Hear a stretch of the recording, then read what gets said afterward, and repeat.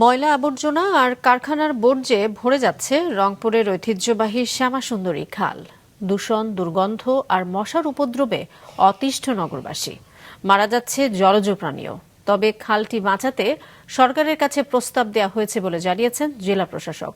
রংপুর থেকে staff reporter Fuad হাসানের তথ্য ছবিতে ডেস্ক রিপোর্ট।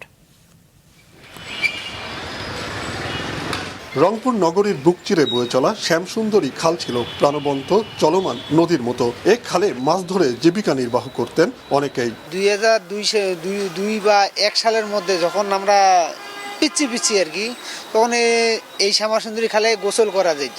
এটার পানি এত স্বচ্ছ ছিল যে এই বর্তমান জামানার এই নর্দমার পানি না। এত সুন্দর দেখার মতন জায়গা, এটা যদি সৌন্দর্য করে তাহলে এটা আরো সৌন্দর্য দেখা যাবে। আরো বাইরের থেকে মানুষ আসিয়া, পর্যটকরা আসিয়া দেখাশোনা করবে, দেখবে। কিন্তু ময়লা আবর্জনা আর বিভিন্ন কারখানার রাসায়নিক পদার্থের কারণে দূষিত এক ভাগাড়ে পরিণত হয়েছে এটি।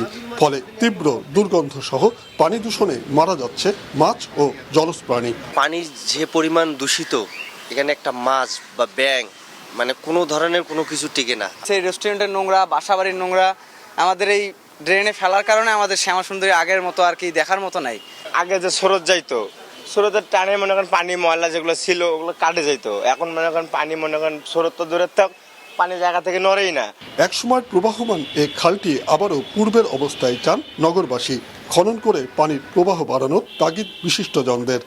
আমরা মনে করি যে পানির নিশ্চিতকরণ, তারপর অন্যান্য বর্জ্য যে এখানে এসে পড়ে সেটা বন্ধকরণ এবং খনন, এই 3 প্রক্রিয়ার ভেতর দিয়ে শ্যামাসুন্দরী বাঁচতে পারে।